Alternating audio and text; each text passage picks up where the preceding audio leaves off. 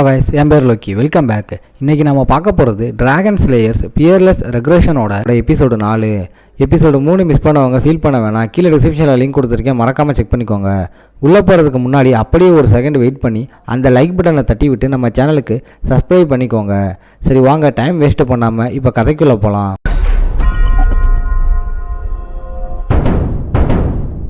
எபிசோட ஸ்டார்டிங்லேயே நம்ம ஹீரோ தன்னோட ஸ்வாடை கீழே போட்டுட்டு வெறும் கையோட அவளை நெருங்குறான். வெப்பன் இல்லாமல் நம்ம ஆளு தோத்துட்டான்னு ஆடியன்ஸ் எல்லாம் நினைக்கிறாங்க.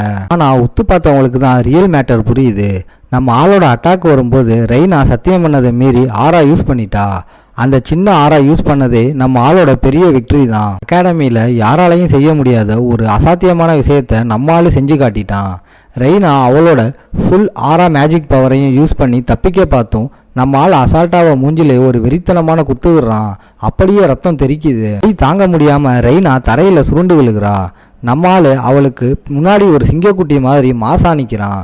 இதை பார்த்து ஷாக்கான கூட்டத்தில் இருக்கிற எல்லாரும், டே இது ஸ்வாடு மேட்சாடா, ஸ்வாடு ஃபைட்டில் போய் கையால் குத்துனது தப்பு, இது ரூல்ஸுக்கு எதிரானதுன்னு கத்தி கூச்சல் போடுறாங்க. நம்ம ஹீரோ சுற்றி இருக்கிற கூட்டங்கத்திர எதையுமே காதில் வாங்கிக்கல.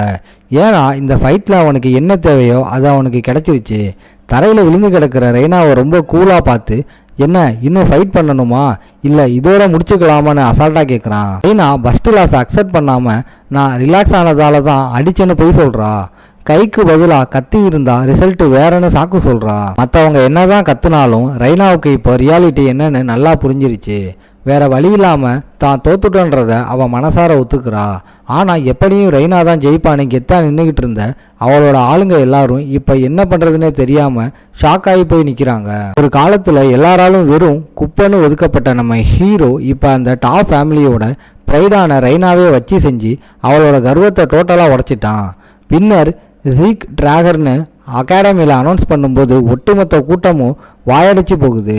ரெய்னாவுக்கு எல்லாரும் முன்னாடியும் செம்ம அசிங்கமாக போகுது. அதுக்கப்புறம் சீன் கட்டானா ஒரு டேமேஜான பேட்டில் ஃபீல்டுக்கு போகுது. அங்கே சோல்ஜர்ஸ் எல்லாம் டெட் பாடியை தூக்கிட்டு போகிறாங்க. அங்கே ஏபல் கூலாக டீ குடிச்சிக்கிட்டு இருக்கான். நம்ம ஹீரோ ரெய்னாவை தோக்கடித்த மேட்டர் ஏபலுக்கு வருது.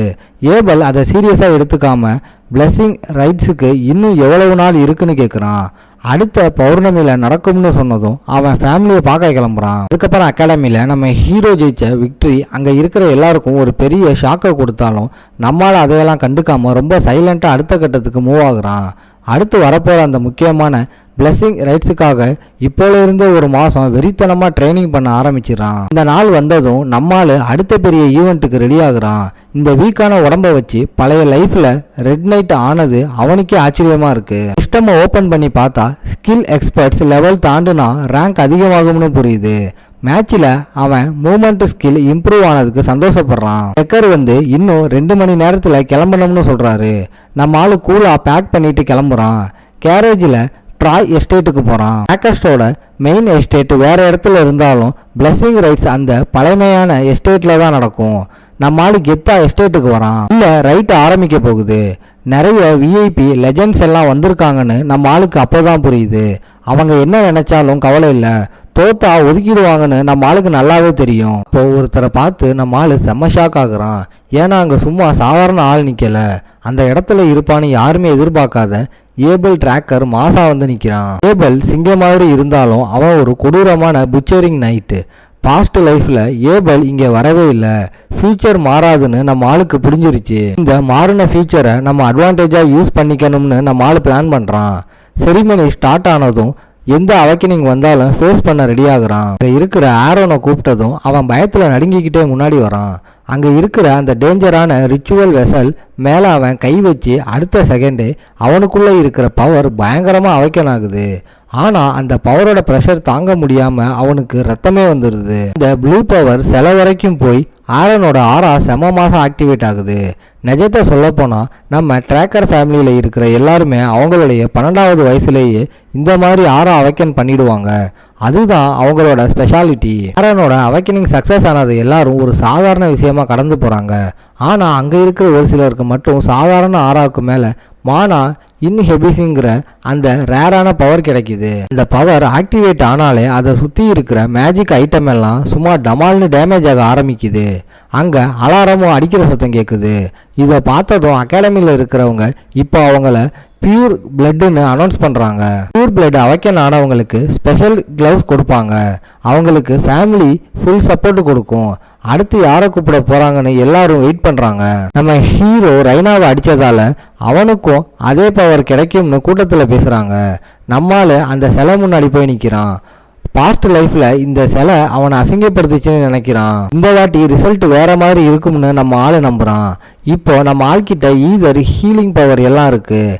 பழைய வீக் பையன் இல்லைன்னு நம்ம ஆளுக்கே கான்ஃபிடென்ஸ் வருது. அந்த சிலை ரியாக்ட் ஆகுது. நம்மளால அவைக்கன் ஆகுமான்னு வெயிட் பண்ணுறான். சடன்லி ரியாக்ஷன் நின்றுது. ஹாலில் இருக்கிற எல்லாரும் செம்ம கன்ஃபியூஷனில் இருக்காங்க. இதை நடக்கிறத பார்த்து ஏபலிக்கே இது ஏதோ புதுசாக இருக்குது. அந்த ரிசல்ட் ஃபெயில் ஆனதும் நம்ம ஆளுக்கு தன்னோட பழைய அசிங்கமான நினைவுகள் எல்லாம் கண்ணு முன்னாடி வந்து போகுது. நாம் ஒருவேளை ஓவர் கான்ஃபிடென்ஸாக இருந்துட்டோமோ, இந்த அளவுக்கு ரிஸ்க் எடுத்திருக்கணுமான்னு அவன் தனக்குள்ளேயே ரொம்ப ஃபீல் பண்ணி யோசிக்கிறான். அங்கே இருக்கிற கூட்டத்தில் எல்லாருமே ஹீரோ வேஸ்ட்டு, இவன் லக்கில் தான் ஜெயிச்சான்னு ஓட்டுறாங்க. நம்மால் அதை அக்செப்ட் பண்ணிக்கிட்டு ஆறா இல்லைனாலும் பவர்ஃபுல்லாக மாறுவேன்னு மைண்டை செட் பண்ணுறான். அப்போது சிஸ்டம் டக்குன்னு சாரி கேட்டு ஒரு மெசேஜை காட்டுது. கிளாஸ் இன்ஃபர்மேஷன் மிஸ் ஆகிடுச்சு, இப்போ ரீஸ்டோர் ஆகுதுன்னு சொல்லுது. நம்மால் ஒரு ஹீலர்னு சிஸ்டம் கன்ஃபார்ம் பண்ணுது. ரேர் கிளாஸ் ஓப்பன் ஆகுது. ஃபெயிலானா ரைட்டுக்கு பின்னாடி இவ்வளவு பெரிய ரேர் கிளாஸ் இருந்ததை பார்த்து நம்ம ஆள் ஷாக் ஆகுறான். அதே நேரம் சில ரெட் கலரில் பிரகாசமாக மாறுது. ஆடியன்ஸ் எல்லாரும் இவன் பியூர் பிளட்னு நினச்சி கத்துறாங்க. அப்போ நம்ம ஹீரோவோட சோலுக்குள்ளே ஏதோ ஒன்று நடக்குது. அவனோட சிஸ்டம் அவனுக்குள்ளே தூங்கிட்டு இருந்த அந்த பயங்கரமான டிராகன் பவரை அதிரடியாக ஆக்டிவேட் பண்ணுது. இதையெல்லாம் ஏபல் சைலண்டாக பார்த்துக்கிட்டு இருக்கான். நம்ம ஹீரோவுக்கு கிடைச்சது இம்மார்டலுங்கிற ஒரு யூனிக் கிளாஸ். இது என்னன்னு புரியாமல் அவனுக்கே மண்டை காயுது. ஆனால் அங்கே வந்த அந்த கோல்டன் லைட்டு சுற்றி இருக்கிறவங்கள குழப்புது. இது நம்ம வம்சத்தோட பியூர் பிளட் அவைக்கனிங் மாதிரி இல்லையேன்னு அவங்க சந்தேகப்பட நம்ம ஹீரோ அதை புரிஞ்சுக்கிட்டு சைலண்ட்டாகவே இருக்கான். இதோட இந்த எபிசோடு முடியுது. ஓகே காய்ஸ், இன்னைக்கு ஸ்டோரி எப்படி இருந்துச்சுன்னு கமெண்ட்டில் சொல்லுங்கள். இந்த வீடியோ பிடிச்சிருந்தா மறக்காமல் லைக், ஷேர் அண்ட் சப்ஸ்கிரைப் பண்ணிடுங்க. உங்களை நான் அடுத்த எபிசோடில் பார்க்குறேன். Bye guys.